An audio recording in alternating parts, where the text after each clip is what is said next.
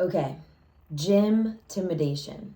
If I had a penny for every time I heard someone say that they have some form or another of gym-timidation, colloquial term that I am going to use to describe some form of intimidation or self-consciousness when you go to the gym. People who experience this are often either new to the gym or just really not confident in their physical abilities, which, like, anyone that has a body, in my opinion, is an athlete, no matter how many times you go to the gym, no matter even if you go to a gym or you prefer to do like rock climbing, maybe you prefer to do bodyweight exercises, Pilates, whatever the case, truly everyone is an athlete. I want to define a few components of gym-timidation, which, by the way, is gym and intimidation combined. Realize I didn't say that in the beginning. So, fear of judgment or comparison trap. Many people worry that others at the gym will judge them based on their appearance, fitness level. This fear of being evaluated is extremely valid. Just want you to know that it's interesting because as a trainer, the amount of times I hear people say like, oh, I'm worried that people are going to judge me or worried that people are thinking about me. It's so funny because, not in a mean way, no one is thinking about you. Everyone is truly concerned with themselves because everyone is thinking that about themselves. To compare yourselves to experience other gym goers or even people that you see who you might deem more fit than you is really just not a fair comparison. This can be discouraging and oftentimes hinder our motivation to even show up. A lot of times I hear that people think they need to be fit to go to the gym to get fit, which, again, extremely valid. However, I think that it is my calling to squash that notion. I truly believe that starting small, we'll dive into the tips and tricks later. Part 2 of gym-timidation. Lack of knowledge, bands, equipment, weights, how much to grab, benches. Literally some of the equipment at Lifetime, I don't even know what it does, to be honest. It can be absolutely wild, very intimidating. People who are new to fitness, going to a gym, exercise in general, might be overwhelmed with the unfamiliarity of not only techniques to use to target certain body parts, but also just the sheer amount of different types of equipment. There are probably, no lie, 8 different machines that do the exact same thing, like a shoulder press or a pull down.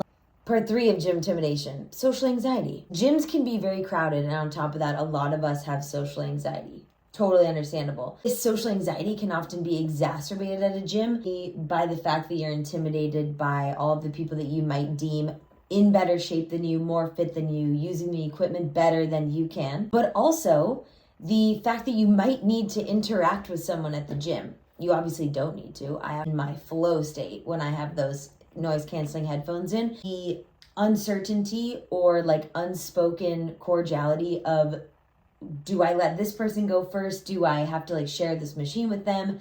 If someone's like waiting for a machine, you feel awkward. That most likely will be something that kind of remains forever. But again, that's a component of gym-timidation. I had to grab my matcha, baby. Part 4, final part, body image issues. People with poor body image may fear or be uncomfortable in a gym, particularly if they believe their current body type does not fit like the societal standards, which, again, very valid. Might not actually ever be something that people get over. I love following some very like body positivity and haze Instagram accounts because they will literally go through, when you go to museums, you see paintings of naked women who definitely look different than the models that we saw in the 90s. This heroin chic, which don't even get me started on that. And now it's like apparently like massive boobs, large butts, working on your glutes. Like that's also a thing.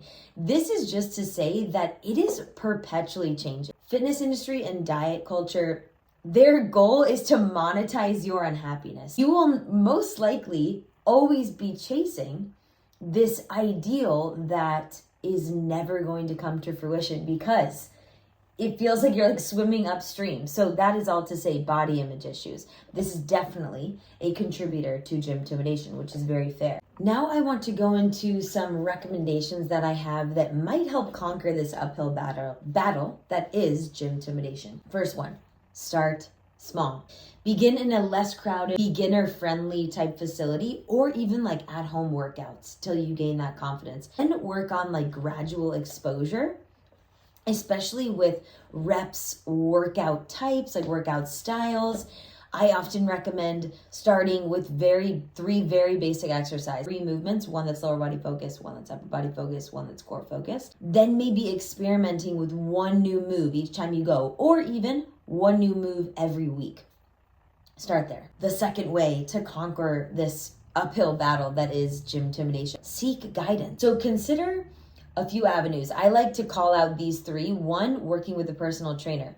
If you have the wallet to do so, I strongly recommend doing that. It really helps you gather tips and tricks and like kind of a library or like a bank of movements you can then pull from once you're done training with them. Secondly, follow trainers, fitness influencers, etc. on social media or YouTube, just like to get your brain spinning. You're seeing a lot of lunges in a lot of these. Maybe you're going to experiment with those. Maybe you're holding weights.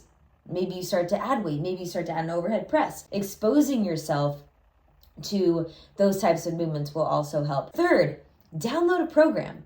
I have one that's a 4-week program that I really like. And then if we work together to build that program, like once you start to absolutely crush the first 4 weeks, we then add on to that. I also absolutely love Sweat with Kayla Itznes, and there are a multitude of other trainers on there.